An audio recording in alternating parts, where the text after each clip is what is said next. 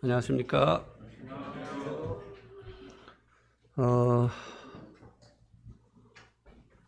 지난 주간 연이어서 두 번의 장례를 치르게 되어졌는데요. 저희 어머니의 장례, 그리고 또 박재서 형제님 아버님 장례, 어제까지 이렇게 연이어서 두 번의 장례를 치르게 됐는데요. 이번에 장례를 치르면서 성도님들의 그 사랑을 볼 수 있어서 너무 감사했습니다. 사랑은 이제 실천이죠, 그렇죠? 그래서 이런 기회를 통해서 여러분 안에 있는 그 사랑을 보여주셨고 또 볼 수 있어서 너무나 큰 위로가 됐고 힘이 되어졌습니다. 또 사정상 함께하지 못하셨지만 마음으로 함께하시고 또 부조를 해주시고 이런 방식으로 또 함께해 주신 형제 자매님들에게도 감사를 드립니다. 예, 요번 주처럼 제 인생에 바빴던 시간이 없었던 것 같습니다. 말씀을 준비할 시간이 없어서 어제 제가 이제 통상 목요일 날 말씀을 준비하고 그리고 계속 점검을 하는데요. 어제는 요번에는 어제 저녁까지 준비를 했어야 됐습니다. 베드로전서 이제 마지막 부분인데요. 베드로전서 5장 12절에서 14절입니다.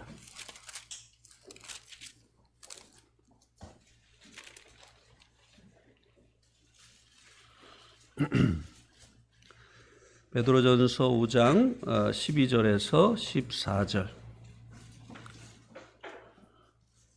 제가 한 절 읽고 형제 자매님들이 한 절 읽고 마지막 절은 우리 같이 읽겠습니다. 내가 신실한 형제로 아는 실루아노로 말미암아 너에게 간단히 써서 권하고 이것이 하나님의 참된 은혜임을 증언하노니 너희는 이 은혜에 굳게 서라.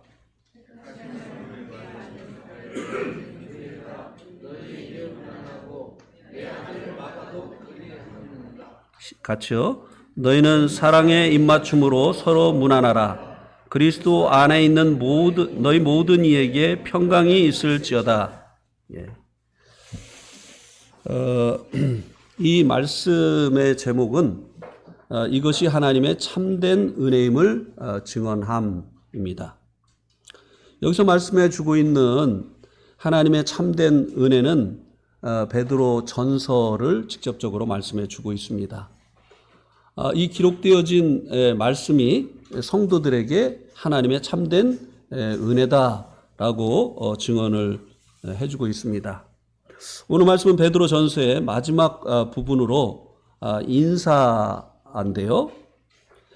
12절에 보면 이 서신을 실루아노, 그러니까 이제 신라죠. 이 신라가 대피를 한 것을 말씀해 주고 있습니다.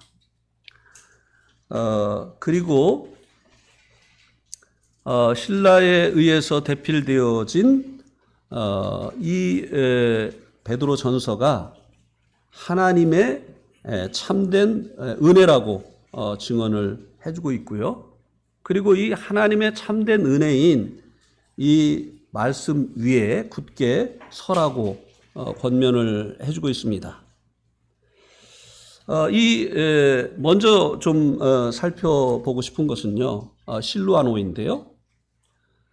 이 실루아노는 신라를 이야기를 하는데요. 베드로와 동역을 하면서 이 베드로 전서를 대피를 했다라고 여기서 말씀해 주고 있는데요. 그는 전에 바나바와 바울의 또한 동역자였습니다. 그가 이제 처음 이 전도 여행을 가게 될 때 이 두 사람과 함께 동역자로 나서게 되어졌죠. 그러나 이제 중간에 그 여행의 어려움을 인해서 그가 이제 중도 하차하게 되어졌던 그런 죄송합니다. 예, 죄송합니다. 지금 제가 마가 얘기를 뒤에 해야 되는 마가 요한 얘기를 지금 하고 있습니다. 죄송합니다. 이 신라는 이제 바울과 2차 전도 여행을 하게 될 때 동역을 했었죠. 그런 이런 신라가 이번에는 베드로의 동역자가 되어졌다고 말씀해 주고 있는데요. 이 신라는 참으로 여러 일꾼들에게 신실한 형제였던 것을 이런 것들을 통해서 볼 수 있게 됩니다. 그래서 이제 이 베드로 그리고 또 바울, 바나바 이런 이제 형제님들과 동역을 했었던 이 신라를 통해서 많은 일꾼들이 이제 도움을 받게 되어지고 주님께 쓰임을 받게 되어졌는데요. 이런 일꾼들이 쓰임을 받는 그 보이지 않는 곳에서 이런 신라 같은 동역자가 동역을 해주었다고 하는 것입니다. 그래서 우뚝 서 있는 큰 나무의 그 밑에 있는 땅 속에 보이지 않는 많은 뿌리들이 있는 것처럼 이 신라와 같은 보이지 않는 곳에서 동역하는 이런 동역자가 있었기 때문에 우리에게 잘 알려진 이런 귀한 주님의 일꾼들이 설 수 있었다고 하는 것을 우리가 교훈을 받을 수 있게 되죠.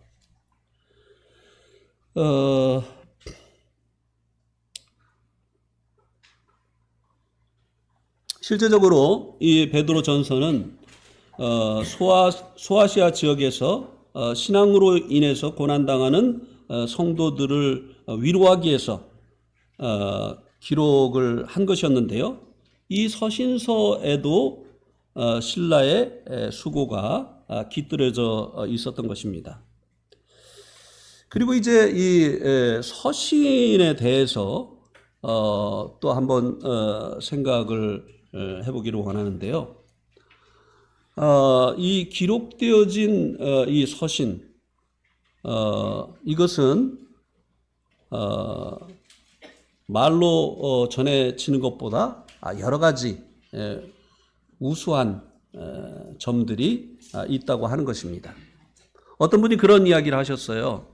뚜렷한 잉크의 자욱보다 흐릿한 잉크의 자국이 뚜렷한 기억력보다 오래 간다라는 이야기를 했어요. 아무리 기억력이 좋은 사람의 그 기억보다 기록되어진 기록물이 오래 간다는 이야기죠. 저도 이제 요번에 이제 그 네팔에 이제 가게 되는데요. 그 카트만두에서 있는 일꾼 수련회에 성화 그리고 주재권에 대한 말씀을 5차례 말씀을 부탁을 받았습니다. 이 말씀을 이제 많이 전했었지만 다 기억할 수가 없어요. 그런데 다행인 것은 제가 이런 것들을 다 기록으로 남겨 놓았다는 것이죠. 그래서 그 기록해 놓은 것들을 가지고 다시 그 기억을 되살리면서 준비를 할 수 있게 되어졌다고 하는 것입니다. 그래서 이 성경도 그냥 말로만 전해졌다고 한다면 오늘날 얼마나 그 처음에 전해진 말씀과 오늘날 전해지는 말씀이 변개가 되었겠습니까? 우리가 이제 그런 경험을 많이 하잖아요. 이 사람이 한 말이 몇 번 넘어가게 되어지면 완전히 다른 말이 되어지는. 그런데 이제 2000년 전에 전해졌던 그 말씀이 동일하게 그 말씀을 동일하게 우리가 접할 수 있는 것은 기록되어진 성경 때문이라고 하는 것입니다. 말로 전해지는 것보다 이렇게 기록을 통해서 전해지는 것이 좋은 점이 많이 있다고 하는 것입니다.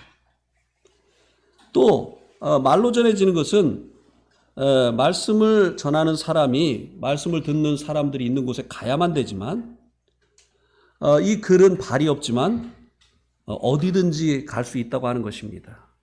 특별히 이 복음 전도자들을 입국하지 못하게 하는 공산지역이라든지 또 아랍권이라든지 회교권이라든지 이런 지역에도 이런 책자들은 들어갈 수 있는 거예요. 요즘은 이제 책을 대신해서 동영상이라든지 이런 것들을 통해서 아주 엄한 이런 회교권에 있는 사람들에게도 이제 하나님의 말씀이 증거되어짐으로 인해서 사람들이 예수님을 만나고 변화되어지는 이런 또 간증의 소식들이 들려오는 것을 볼 수 있게 됩니다. 또 말로 전하는 것은 한 장소에 국한이 되지요. 그런데 서신은요 동시에 여러 곳에서 더 많은 사람들에게 하나님의 말씀을 전할 수 있는 좋은 도구가 되어진다고 하는 것입니다. 그래서 우리가 이렇게 말씀을 전하는 것도 이제 귀중한 일이지만 또 이런 것을 기록으로 남기고 요즘은 또 좋은 방법이 있잖아요. 녹화를 해서 이제 동영상을 유튜브나 이런 곳에 올리면 더 많은 사람들이 동시에 말씀을 접할 수 있게 하는 이런 좋은 방법이 있죠. 어쨌든 하나님께서 사람의 그 한계를 아시고 하나님의 말씀을 이렇게 서신으로 기록을 해서 이제 사람들이 후대에 이르도록 들을 수 있도록 이렇게 해 주셨다고 하는 것입니다. 이와 같은 일에 실루아노가 쓰임을 받았다고 하는 것이죠. 베드로는 아마도 좀 글 쓰는 재주가 부족했었던 것 같습니다.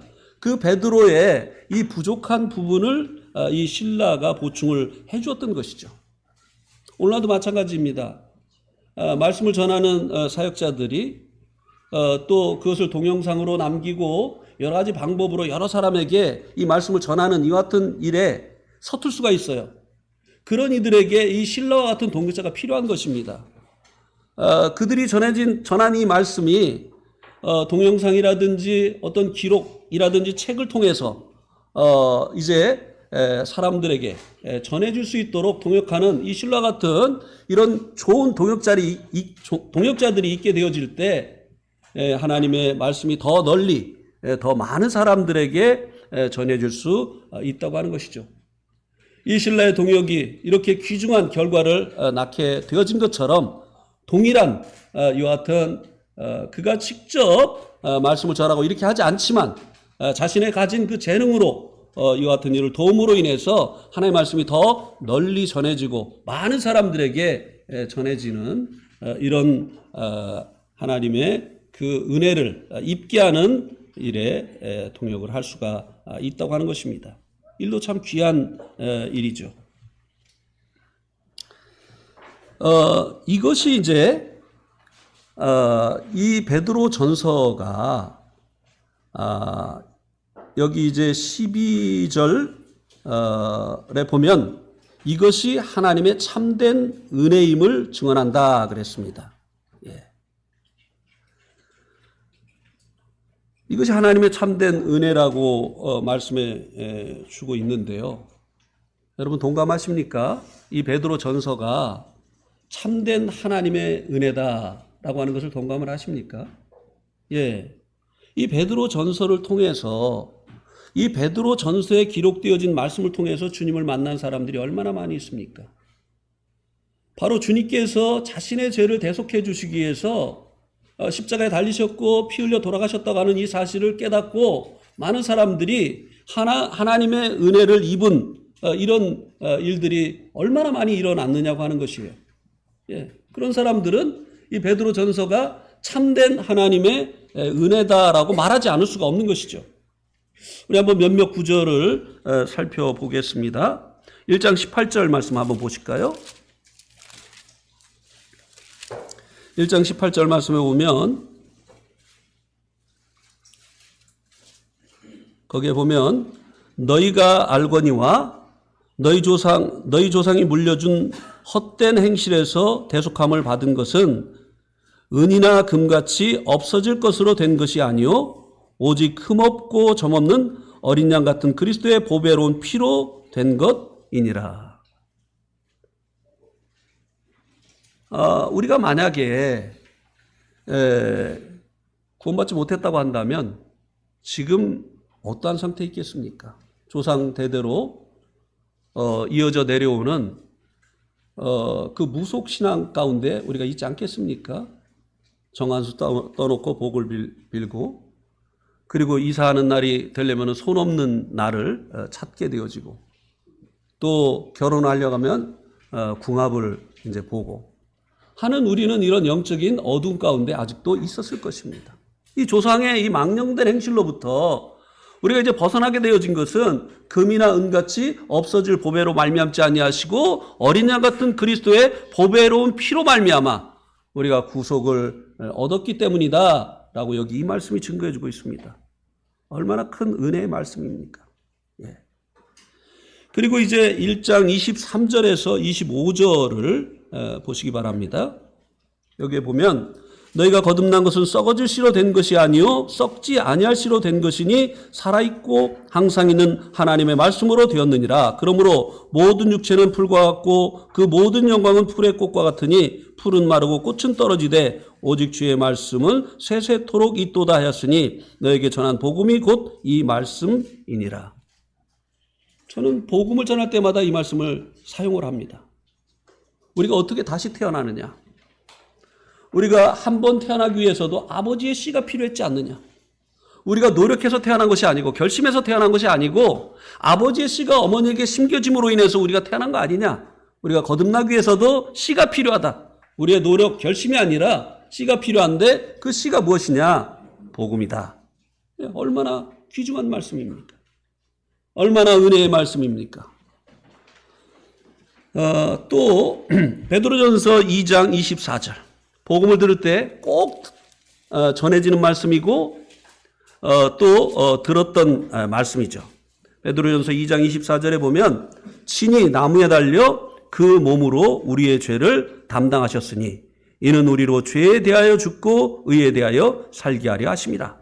그가 채찍에 맞음으로 너희는 나음을 얻었나니 너희는 전에는 양과 같이 길을 잃었더니 이제는 너희 영혼의 목자와 감독 되신 이에게 돌아왔느니라.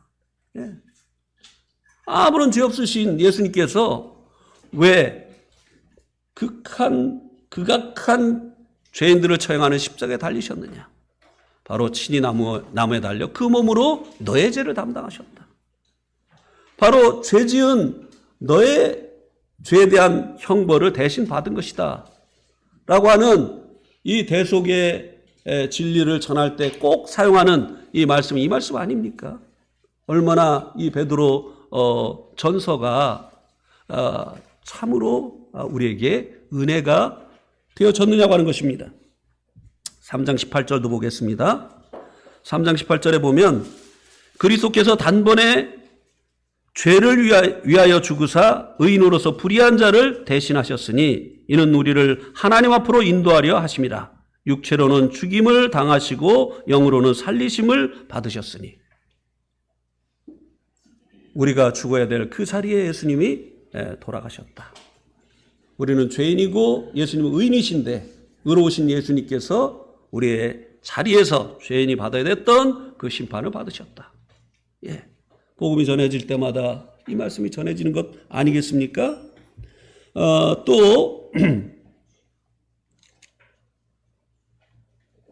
그 다음에 이제 뿐만 아니라 이제 우리들이 이제 복음을 듣고 이제 구원을 받게 될 때 이런 말씀을 근거로 해서 쓰여진 책자들을 보고 또 우리들이 주님을 만나기도 했지 않습니까? 여러분들이 한 번쯤은 보셨을 책이 있는데요. 그게 뭐냐면 조지 커팅이 쓴 구원의 안전, 확신, 기쁨. 이렇게 기록되어진 이런 말씀이 사람들이 구원받는 하나님의 은혜로 역사를 했잖아요. 그죠?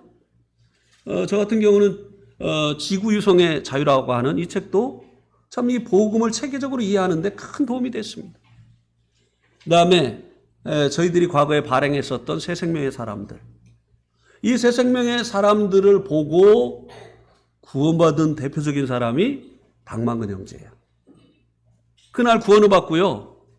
이 새 생명의 사람들을 읽다가 구원을 받고 너무나 기뻐가지고 이 소식을 알리려고 제가 일하고 있는 또 박만근 형제가 간사로 일하고 있는 이 사무실로 오려고 하는데 어머니께서 김장독 묻게 좀 땅 좀 팔아.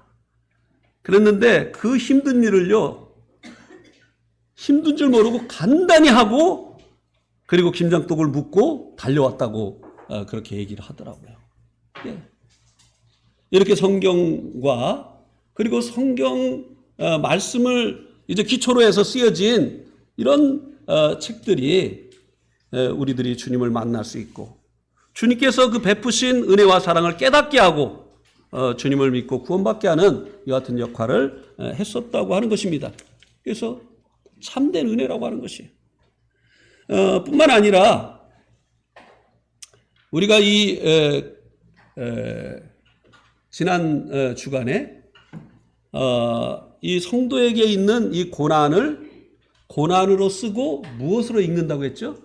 은혜로 읽는다고 했습니다. 왜냐하면 이 베드로 전서는 고난받는 이 성도들을 위로하고 격려하기 위해서 쓰여진 성경이기 때문에 그렇습니다.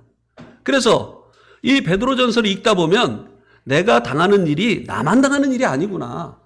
그리고 이 고난의 뒤에는 하나님께서 나를 강하게 하시려고 하는 여하튼 섭리를 하나님께서 가지고 계시는구나.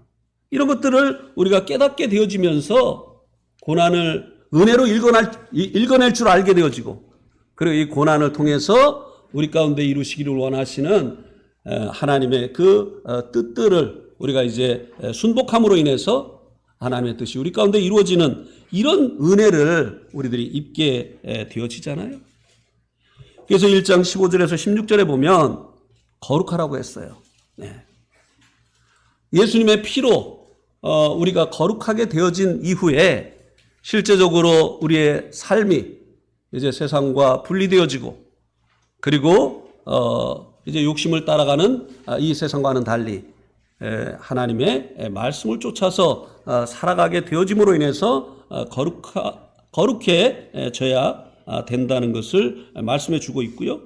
2장 5절에서는 우리가 하나님의 성전에 살아있는 돌들이다 라고 말씀해 주고 있어요. 하나님께서 왜 우리를 산돌들이 되게 하셨는가? 하나님의 거하실 처소인 성전을 지으실 재료로. 그러니까 이제 이 구원의 목적을 우리에게 알려주는 거예요. 구원을 받았는데 교회에 더해지지 않았다? 이것은요, 건물을 지으려고 돌을 이제 다듬어 놓고는요, 그 돌이 방치되어 있는 것과 똑같습니다. 벽돌을 만들어 놓고 건물을 지으려고 벽돌을 만들었는데 이 벽돌이 건물 사이에 끼어들어서 건물을 만드는 데 쓰임을 받지 못하고 그냥 방치되어 있는 것과 똑같은 것이에요. 구원이 전부가 아니에요. 구원받은 이후에 하나님께서 우리들이 하나님의 처소인 이 성전, 교회에 이제 더해져서 하나님을 예배하고 그리고 하나님과 교제하고 하는, 또 교회 안에서 우리가 성장하게 하는 이와 같은 일을 위해서 하나님께서 우리를 구원하셨다고 하는 것을 우리가 또 이 베드로전서에 있는 말씀을 통해서 알게 되어지잖아요. 그러니까 이걸 모르면요, 왜 구원하셨는지를 모르니까 구원받은 이후의 시간들을 허비하게 되어지는 거예요. 네. 많은 사람들이 구원이 전부인 줄 알잖아요. 구원은 시작인데. 네. 그래서 이제 또 2장 9절에서는 우리가 이제 택하신 족속이다. 그 다음에 왕가의 제사장들이다. 그리고 우리가 거룩한 나라다.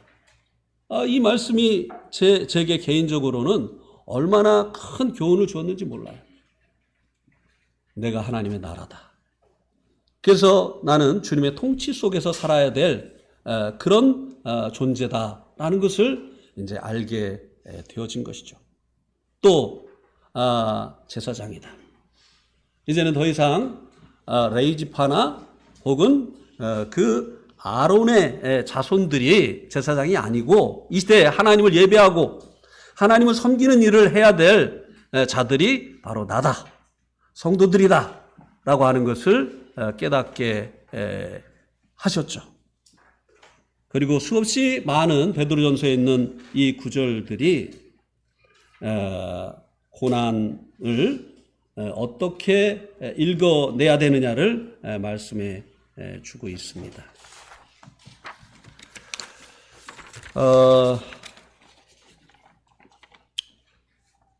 한번 4장 12절 볼까요? 베드로전서 4장 12절. 베드로전서 4장 12절에 보면 사랑하는 자들아 너희를 연단하려고 오는 불시험을 이상한 일 당하는 것 같이 이상히 여기지 말고. 성도들에게 있는 이 고난, 이것을 불시험이라고 했죠. 제가 지난주에 이 말씀을 전하면서 이 불시험이라고 하는 단어를 통해서 이제 기억해낸 단어가 있다고 말씀을 드렸는데요. 혹시 기억하시는 분들 계십니까? 이 불시험이라고 하는 이 단어가 다른 단어 하나를 기억하게 했다고 했는데요. 뭡니까? 담금질. 예. 쇠를 왜 담금질을 하지요? 그 쇠를 더 강하게 하려고 하는 것이죠. 예. 그래서 성도들에게 있는 이 고난은 오히려 성도들을 더 강한 그리스도인이 되게 하기 위한 목적으로 인해서 주어진 것이다 라고 하는 것입니다. 그래서 이 독수리가 그 새끼를 둥지에서 떨어뜨리는 그런 일을 하지 않습니까? 그것은 하늘의 왕자가 되기 위해서 받아야 되는 그런 훈련의 과정이라고 말씀을 드렸죠. 이 훈련을 통해서 이제 창공을 날게 되어지게 될 때 공중의 그 왕자, 공중의 왕으로서의 그 역할을 할 수 있게 되어지는 것이죠. 하나님께서 여러 가지 그 연단을 통해서 우리들을 이제 주님과 함께 왕노릇할 이와 같은 존재로 만들어 가신다고 하는 것입니다. 한 군데를 더 보시면요. 3장에 21절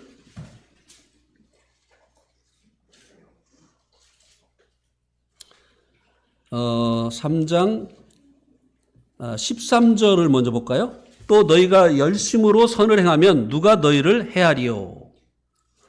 그리고 이제 21절에 보면 물은 예수 그리스도께서 부활하심으로 말미암아 이제 너희를 구원하는 편이 곧 침례라. 이는 육체의 더러운 것을 제하여 버림이 아니요 하나님을 향한 선한 양심의 간군이라. 여기 보니까 여기 이 말씀에서는 선을 행함으로 당하는 그 고난에 대해서 말씀해 주고 있습니다. 우리가요 구원받고 이 당시에 그리스도인들이 구원받고 침례받지 않으면 고난당하지 않습니다. 그냥 구원받고 유대교에 계속 머물러 있으면 누가 뭐라고 하겠습니까? 그런데 이 침례를 통해서 나는 더 이상 유대교인이던 옛사람이 아닙니다. 유대교에 속했던 나는 죽었습니다. 나는 그리스도에게 속한 새 사람입니다. 라고 침례를 통해서 선포를 하기 때문에 그 다음에 고난이 오는 것이 아니겠어요? 이게 선을 행함으로 당하는 고난이에요. 또 구원받은 이후에 복음 안 전하고 가족들이 지옥에 가든 말든 지인들이 지옥에 가든 말든 가만히 있으면 고난 안 받아요. 왜 우리 집안에 종교가 둘로 나누어지게 하느냐 너 이런 소리 안 들어요. 그래 비박받지 않습니다. 그런데 이제 복음을 전하기 때문에 이제 고난을 받는 것이죠. 이웃들에게 소외를 당하는 것이죠. 이것이 선을 행함으로 받는 고난이에요. 그런데 이 고난은 복된 것이라고 하는 것이에요. 선을 행함으로 받는 고난. 그런데 이 침례를 여기 뭐라고 말씀해주고 있느냐면요. 21절 마지막 절에 하나님을 향한 선한 양심의 강구다. 선한 양심의 표출이다. 이렇게 말씀해주고 있어요. 네. 양심을 따라서 이제 행하게 되어질 때, 이 선한 마음을 쫓아서 행하게 되어질 때, 거기에 따르는 이 대가로 이런 고난이 있게 되어진다고 하는 것입니다. 그래서 이 고난은 오히려 이 성도들에게 나중에 이제 영광으로 바뀌어지는 것이라고 하는 것이죠. 많은 참 귀중한 이 교훈들이 담겨 있습니다. 5장 1절에서 4절에서는 장로들에게 장로회를 억지로 하지 말고 자원함으로 하라고 했죠. 그리고 주장하는 자세를 취하지 말고 양무리의 본이 되라고 했죠. 얼마나 귀중한 교훈입니까? 네. 왜냐하면 이 잘못하면 이 세상적인 이 사고가 교회 안에 들어올 수가 있어요. 장로를 하나의 계급으로 생각하고 이제 주장하는 이런 위치에 있는 사람이 바로 장로다라고 생각을 할 수 있는데요. 그렇지가 않다고 하는 것입니다. 양무리의 본이 되는 것. 예. 그 다음에 이제 5장 5절에서 11절에서는 젊은 그리스도인들의 소양인 겸손에 대해서 말씀을 해주고 있죠. 겸손은 자기를 작은 자로 여기는 것이라고 했죠. 자기를 작은 자로 여길 수 있을 때 장로를 큰 자로 여기고 장로들에게 순종할 수 있게 되는 것이죠. 순종을 왜 못합니까? 내가 더 큰 자이기 때문에. 내 지시를 받아야지. 내가 누구의 지시를 왜 받느냐. 나는 큰 자라고 생각하기 때문에 이런 생각을 갖게 되어지는 것입니다. 그것은 겸손이 아니고 교만이죠. 그래서 이 겸손한 마음을 갖게 되어질 때 우리가 이제 순종이라고 하는 열매를 맺을 수 있다라고 하는 이런 교훈을 이 말씀이 주고 있죠. 그래서 이 베드로전서는 정말 하나님의 은혜입니다. 이것을 우리가 읽고 또 전하고 또 삶에 적용하고 이렇게 하면 우리의 삶 가운데 하나님의 은혜가 넘치게 되어진다고 하는 것입니다.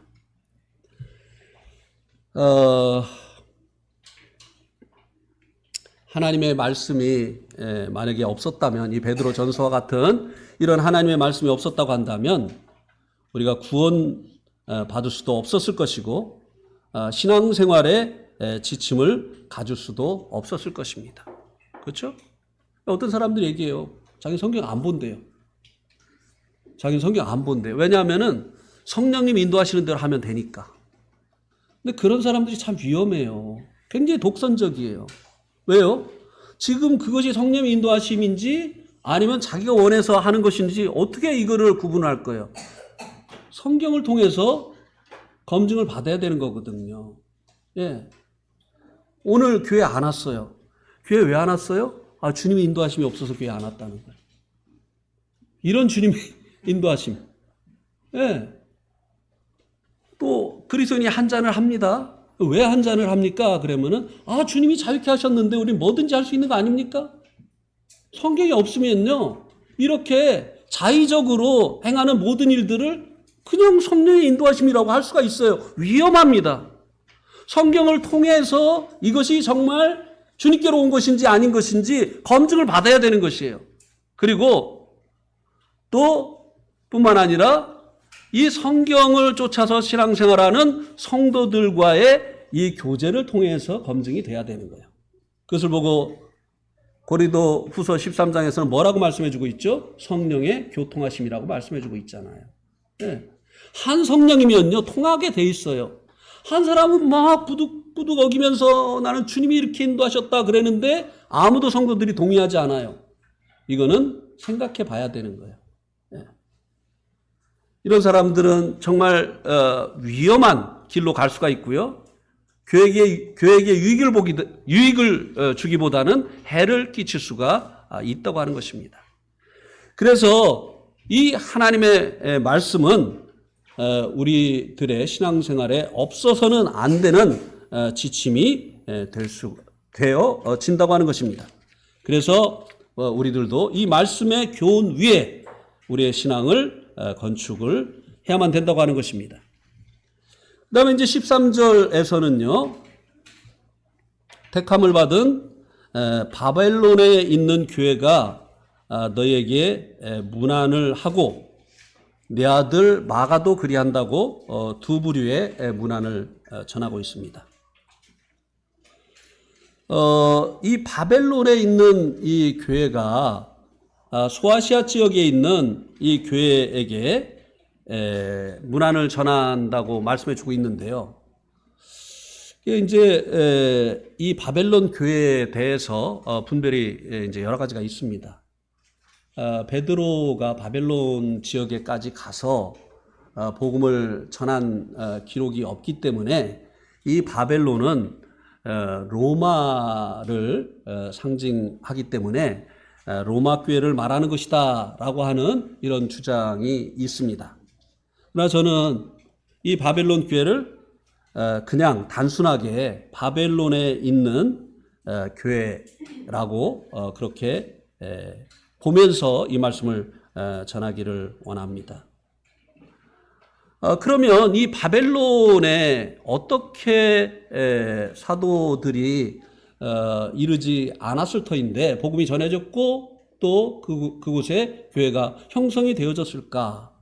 성경에 그런 것을 뒷받침할 수 있는 근거가 있는가? 예, 있습니다. 그러면 사도행전 2장 5절 말씀을 한번 보실까요? 사도행전 5장 2절, 2장 5절.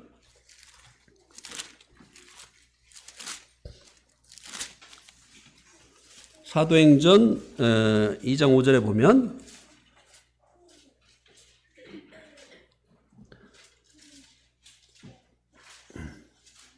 그때 경건한 유대인들이 천하 각국으로부터 와서 예루살렘에 머물러 있더니, 여기 보니까 천하 각국으로부터 오순절 날 사람들이 와서 예루살렘에 머물러 있었다고 했습니다.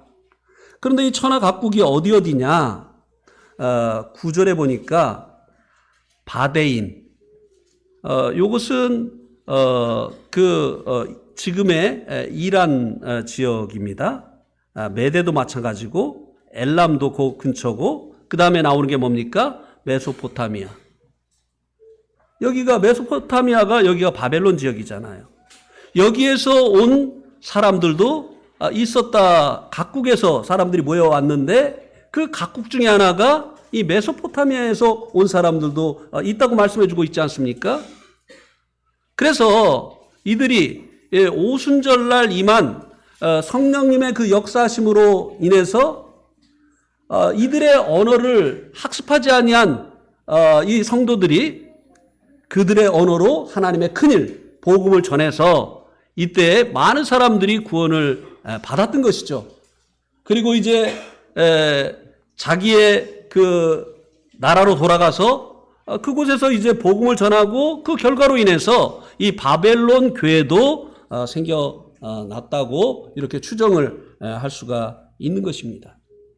그래서 이 바벨론 교회가 이 소아시아에 있는 이 교회들에게 문안을 하고 있는 것입니다. 그렇다고 한다면 벌써 1세기에 이 복음이 예루살렘으로부터 멀리 떨어져 있는 이 바벨론까지, 메소포타미아 지역까지 복음이 전해졌다고 하는 것을 우리가 알 수가 있습니다.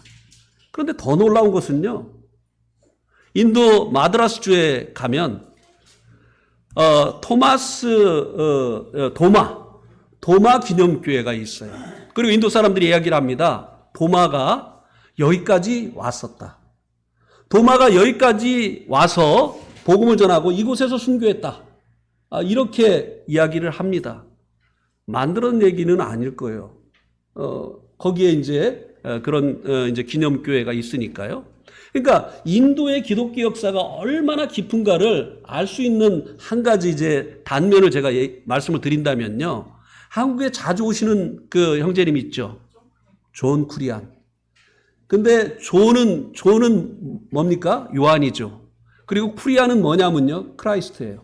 그리스도. 그분의 성이요.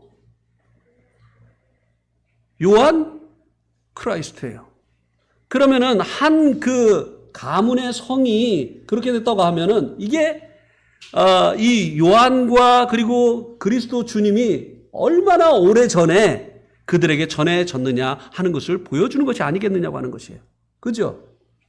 그러니까 이미 1세기에 도마가 이 인도 마드라스까지, 남부 지역인 이 마드라스까지 왔었다고 하는 것입니다. 얼마나 주님의 명령을 받은 하나님의 사람들이 주님의 이 말씀에 적극적으로 순종해서 고난을 불사하고 복음을 전했던 것인가를 우리들이 알 수 있게 되어지는 대목입니다.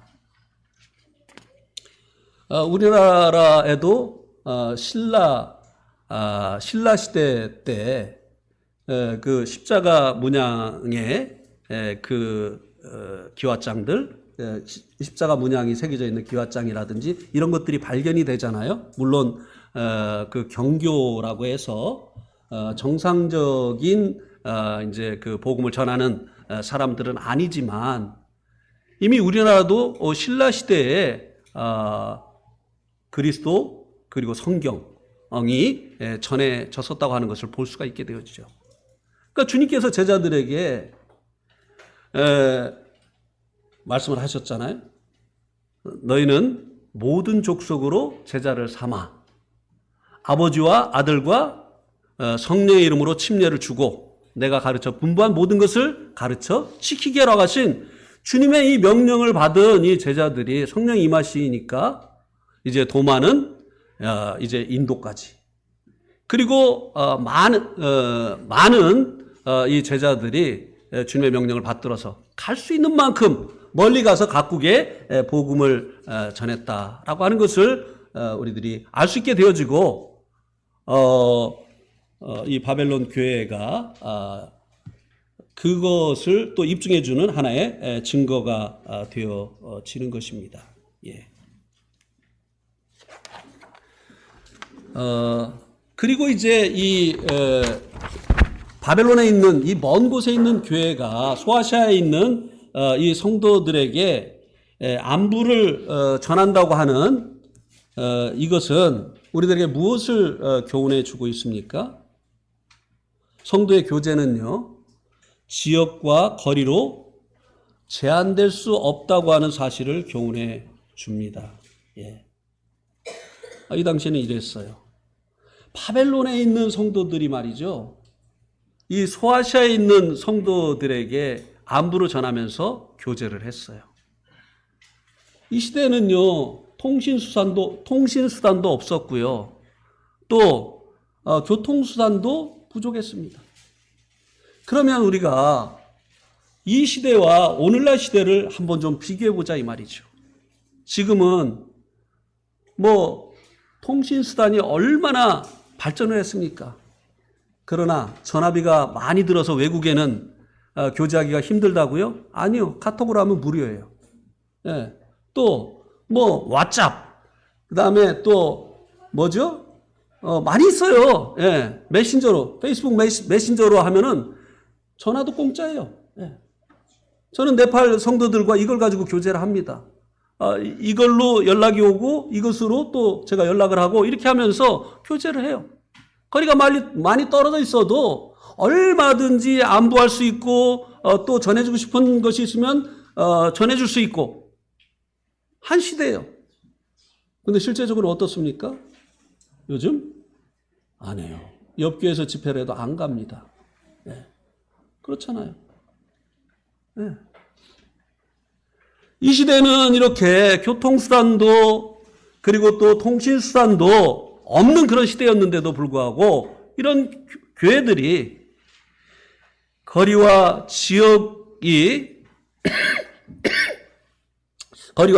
제한을 받지 아니하고 서로 교제를 했었다고 하는 사실입니다.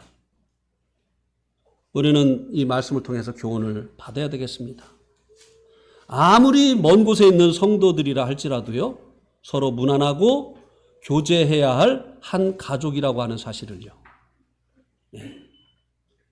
그들이 비록 멀리 떨어져 있지만 하나님의 동일한 자녀다. 서로 교제해야 될 자들이다.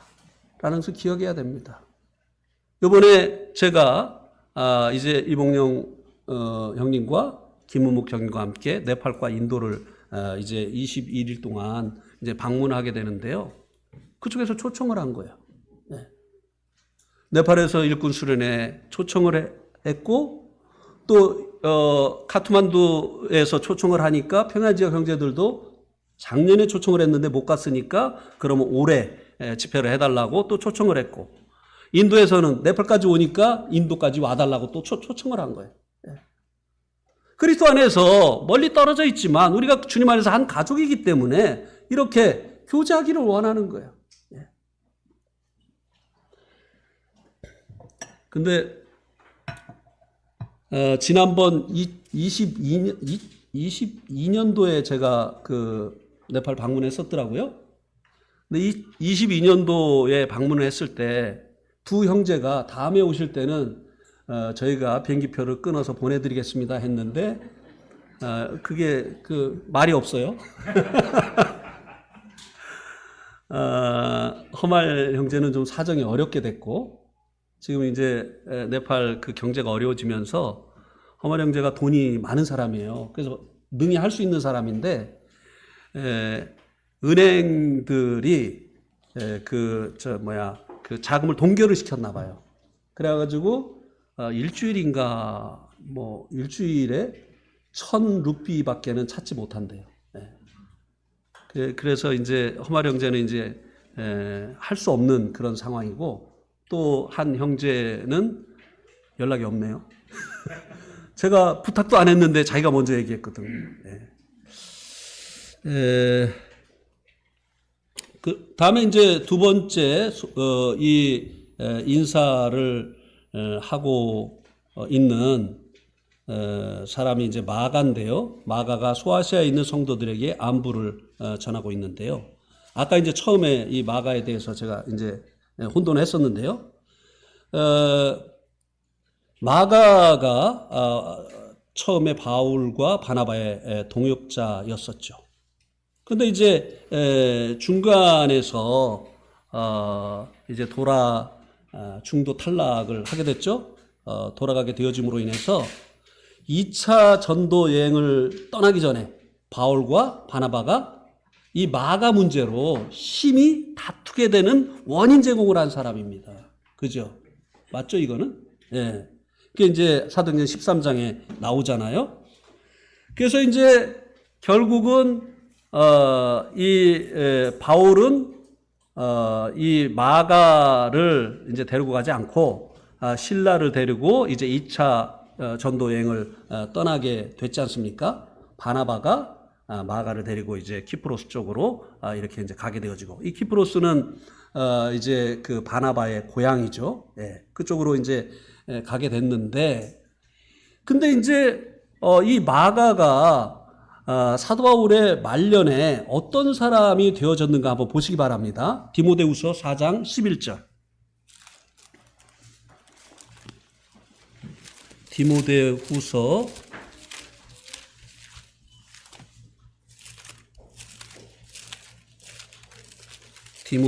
4장 11절.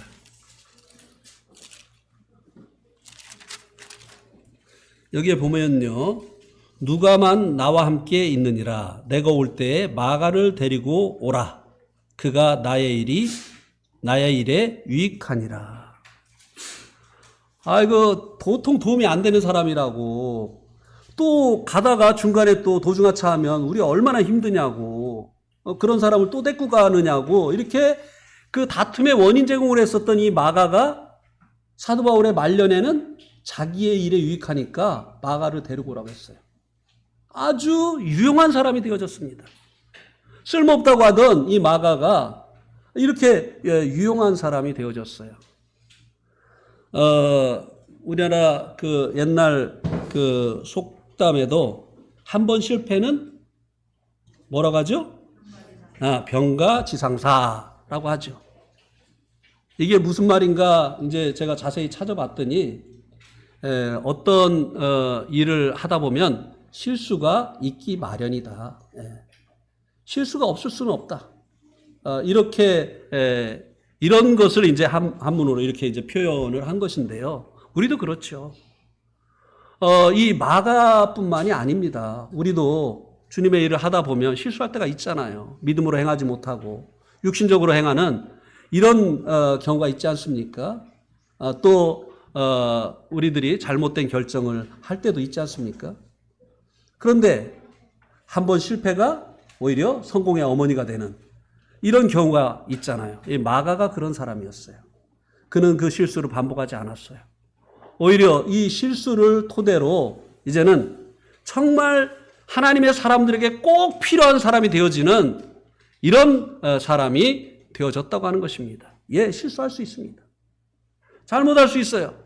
그러나 이것을 반복하지 말고 오히려 이것을 토대로 더 주님께 기도하고 주님을 의지하고 주님께 순종해서 이제 주님의 사람들에게 또 하나님께 꼭 필요한 사람이 되어지는 것이 필요하다고 하는 것입니다. 마가가 이런 사람이었다고 하는 것입니다. 근데 저는 이 마가가 이렇게 되어지는데 바나바가 얼마나 큰 기여를 했는가를 생각을 합니다. 저 같으면 그랬겠어요. 뭐냐면은 그 싸우고 헤어질 때 어쨌든 싸움은 서로에게 상처를 주는 거잖아요. 거기 보면은 심히 다투었다고 했어요. 그러면 이 다툼은 결국은 이제 그 마음에 이제 상처를 이제 입게 하는데요. 저 같으면 마가에게 그렇게 얘기했을 것 같아요. 사도 바울 참 좋은 사람이긴 한데 진짜 너무 융통성이 없어. 저래가지고 어떻게 동역자하고 동역을 할 수 있겠어.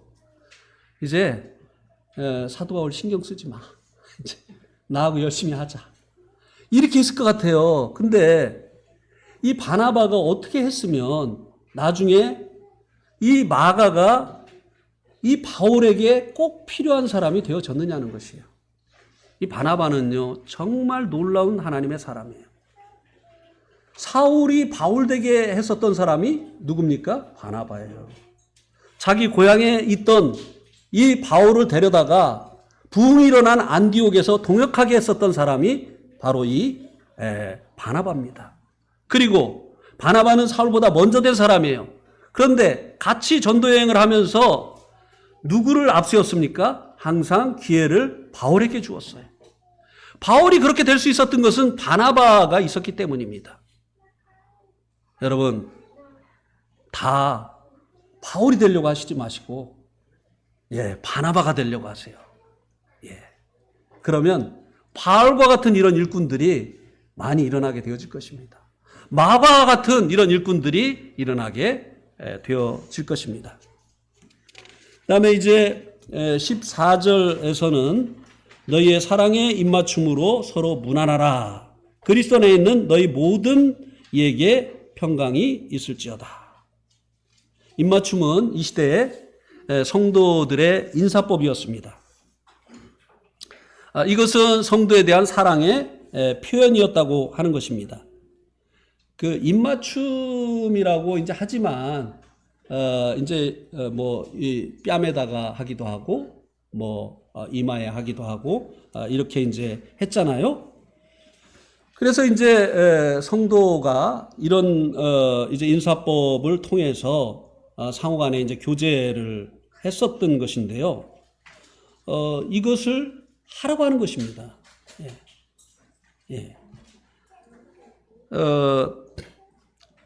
성도들이 이제 무난하고 이렇게 실제적으로 교제하는 것이 교회를 살찌게 합니다. 성도 간에 이 서로 교제가 없는 교회는요, 성장하지 않아요. 메말라가게 됩니다. 이것은 성경이 말해주고 있는 바예요.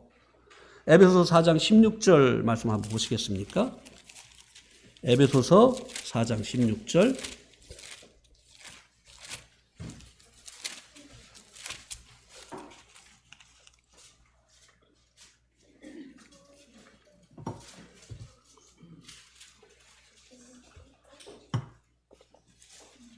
거기에 보면 그에게서 온몸이 각 마디를 통하여 도움을 받음으로 연결되고 결합하여 각 지체의 분량대로 역사하여 그 몸을 자라게 하며 사랑 안에서 스스로 세우느니라. 교회는요, 스스로 세운다는 거예요. 어떻게 해요? 각 지체가 서로 상합하고 연락함으로 인해서. 하나님께서 자기에게 주신 그 은사, 또 말씀, 또 여러 가지 재능, 또 때로는 물질, 시간 이런 것들을 가지고 서로를 공급해 줌으로 인해서 몸의 지체가 그렇게 하잖아요. 서로 연결되어지고 그리고 서로를 공급해 주고 도와주고 이렇게 함으로 인해서 몸이 어떻게 합니까? 스스로 자라가잖아요. 그러니까 교회는 성도의 교제를 통해서 살찌게 되어지는 것이에요. 이 성도의 교제가 없이는 이 교회가 자라갈 수가 없기 때문에 이 베드로가 이 성도들에게 너희의 사랑에 입맞춤으로 서로 무난하라 이렇게 말씀해 주고 있습니다. 그리고요, 이 교회 생활을 안 하는 성도들은요, 세월이 지나도 성장하지 않습니다. 혼자 집에서 성경 볼 수 있죠. 그래서 성경의 지식이 늘어날 수 있어요. 근데 어디서 실천할 거냐 이거예요. 주님 주신 이 말씀을 어디서 실천할 거냐 이거예요. 어디서 이 말씀을 적용할 거냐 이 말입니다. 교회 안에서요. 그래야 이 신앙이 자라가는 것이지 성경 많이 한다고 신앙이 자라가는 거 아니에요. 그래서 교회 생활이 단절되었던 성도들 보면요, 전혀 성장하지 못한 이런 모습을 보게 됩니다. 조그만 어려움이 있어도 그 어려움으로 인해서 주님을 의지할 줄 모르고 사람에게 말하고 때로는 원망하고 불평하고 어떤 일을 결정할 때 항상 주님이 우선순위가 되어지지 않아요. 그렇게 오래됐는데도요, 어떤 일을 결정할 때 주님의 뜻을 구하지 않아요. 그런데 이제 이 몸 안에서 이제 성도들이 있게 되어지면 서로에게 이런 좋은 영향을 주고받기 때문에 실제적으로 신앙이 성장하게 되어지는 것입니다. 또 보고 배우게 되기 때문에. 그래서 성도들이 상호간에 교제하는 것, 이것은 교회 성장을 위해서 또 자기 자신의 신앙 성장을 위해서 꼭 필요한 것이라고 하는 것입니다. 마지막으로 너희 모든 이에게 평강이 있을지어다. 이것은 베드로가 수신자인 성도들에게 축복하는 것입니다. 고난 가운데 있는 성도들에게 평강보다 더 필요한 것이 없기 때문입니다. 이 평강은 은혜 가운데 사는 이들의 심령에 찾아오는 것입니다. 여기 베드로 전서가 하나님의 은혜라고 했습니다. 베드로는 이 말씀을 이제 좇아서 성도들이 살아가기를 원하고 있는 것입니다. 우리가 하나님의 말씀을 좇아서 살아가게 될 때 하나님의 은혜를 실제적으로 경험하게 되어지고 그리고 그 결과로 인해서 우리의 마음 가운데는 항상 평강이 넘치게 되어지는 것입니다. 우리 모든 성도들에게 이와 같은 일들이 성도들과의 이 교제 그리고 또 주님의 말씀을 쫓아서 살아가는 이와 같은 일들을 통해서 항상 평강이 넘치시는 삶을 사시기를 바랍니다. 오늘 말씀 여기까지 드리도록 하겠습니다.